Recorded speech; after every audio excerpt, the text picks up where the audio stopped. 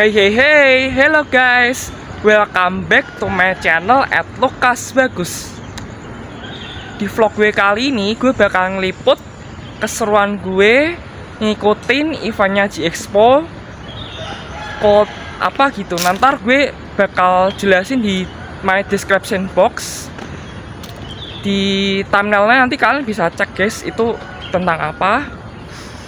So kebetulan karena gue hari ini lagi libur kerja, maksudnya gue ikut event ini sekaligus cari cuan guys, cari cuan. Oke guys, kayak gimana acaranya dan gimana keseruannya, ikutin gue terus ya, stay tune. Nah ini dia guys eventnya, kayaknya ini deh, gue kurang paham sih karena gue baru datang di hari terakhir event gitu, jadi kayak kalian cek aja deh nanti di thumbnailnya ya. Oke guys, waktu sekarang menunjukkan pukul 5.43, kisaran mau jam 6 gitu deh. Gue baru nyampe guys, karena kebetulan kos gue itu deket sama G-Expo, deket banget, dan gue nggak perlu naik bus, tinggal jalan kaki aja guys. Itu bisa menghemat biaya banget sih, karena gue nggak perlu naik angkot, nggak perlu naik busway gitu kan. Jadi kebetulan banget, lagi deket banget. Karena guys di event-event sebelumnya itu gue jelasin ya, gue keluar ongkos walaupun cuma 1.000-2.000-an, jadi itu sayang banget sih guys. Ini kebetulan karena deket aja, jadi gue ikut aja event ini, karena sayang banget guys, walaupun cuma selisih ribuan tapi kan itu juga uang guys, jadi kita bisa menghemat biaya banget dan mengefisiensi waktu supaya kita nggak telat. Ya udah satu-satu ya, terjadi harinya saya bilang mana? Udah langsung.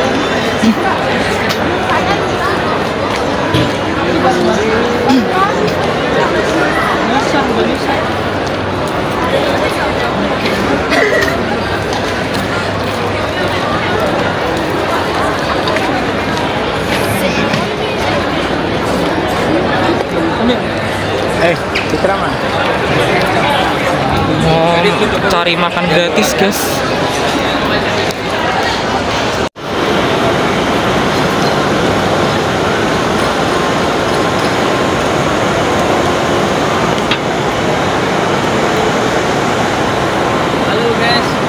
Halo guys, jumpa lagi dengan kita lagi di G-Expo guys. Kita lagi menawarkan barang-barang yang banyak, barang-barang inilah dia ya bentukannya.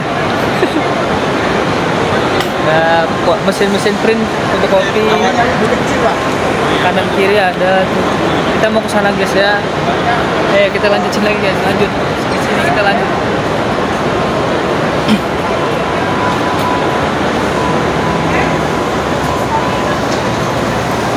Ada yang menarik ya? Iya emang biasa aja. Mesin semua deh ini ya. Emang pameran mesin. Makanan mesin. Ngapain makan mesin? Nah, biasanya kan ada apa tuh, kayak seminar-seminar gitu ya kan? Iya. Jadi lo di sana yuk, coba sana. Ya seminar gitu lagi sebelum masuk. Kayaknya karena lagi direnovasi jadi nggak ada.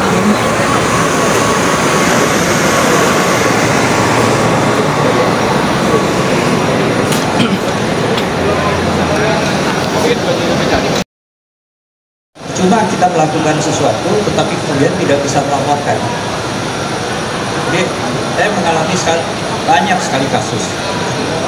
Di dalam satu perusahaan, orang petugas melakukan sesuatu, selesai, terus diam, nggak ada laporan. Besoknya baru bos nanya, kemarin dikerjain nggak? Oh udah bos, kemarin. Kok nggak lapor? Lupa, gampang. Kalau saya bilang ya ada maaf bagimu. Bisa diterapkan di Indonesia kah? Mestinya bisa. Saya yakin bisa. Ada beberapa metode yang sudah diterapkan di beberapa perusahaan. Pada saat perusahaan memutuskan untuk memegang persyaratan-persyaratan itu, maka terjadilah sistem yang baku. Penetapan target kondisi pencetakan.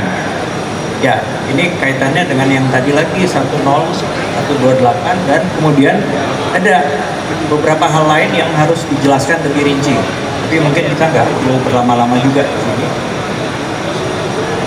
Set data, umumnya orang mengenal set data dari Fogra, karena Fogra yang paling rajin membuat characterization data. Jadi kita bisa lihat di sini ada beberapa. Ya. Masih ada nggak set data kondisi pencetakan yang lain? Ada, misalnya yang buatannya G7. G7 itu Amerika. Ada misalnya CRPC 1, CRPC 2, dan seterusnya. Sorry, kita G20. Kita G20. Implementasi manajemen warna. Kenapa kita perlu manajemen warna untuk Flexo? Ya mungkin nggak usah saya jawab juga, semuanya tahu ya. Ya, itu ya Gilang ya. Ngapain pakai color management? Ya supaya warnanya benar. Tentukan kondisi pencetakan itu ada parameternya, di sini ada anilog, sita, subser, dan lain-lain. Data karakterisasi pencetakan flexografi tanpa manajemen warna. Bisa nggak sih? Prosesnya lewat Photoshop aja.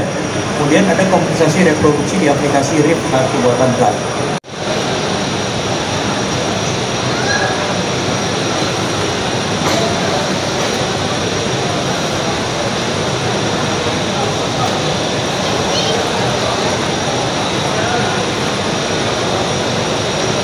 Oke, selamat siang, salam sejahtera semuanya.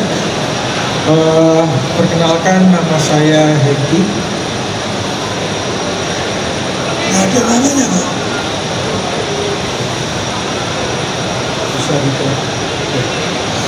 Saya mewakili perusahaan yang bernama Every Denison.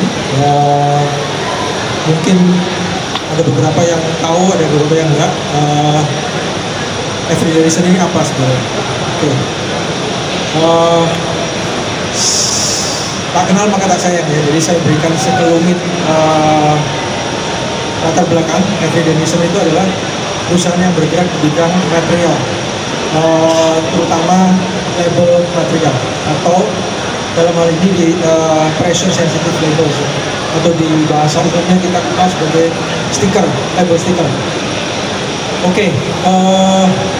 Secara garis besar, Every Denison dibagi menjadi dua bisnis unit ya. Yang pertama adalah Materials Group, di mana saya berada. Kami memproduksi material label, stiker, kemudian stiker untuk grafik dan reflektif, kemudian functional material seperti tape ya. Untuk yang bisnis berikutnya adalah Solutions Group. Mungkin lebih ke arah industri tekstil, garment atau apparel ya. Mungkin ada yang kalau pernah belanja di Uniqlo atau H&M, tag-tag baju yang nempel itu, yang ada harganya, ada barcode-nya, itu salah satunya kami juga supply untuk cast coated. Kemudian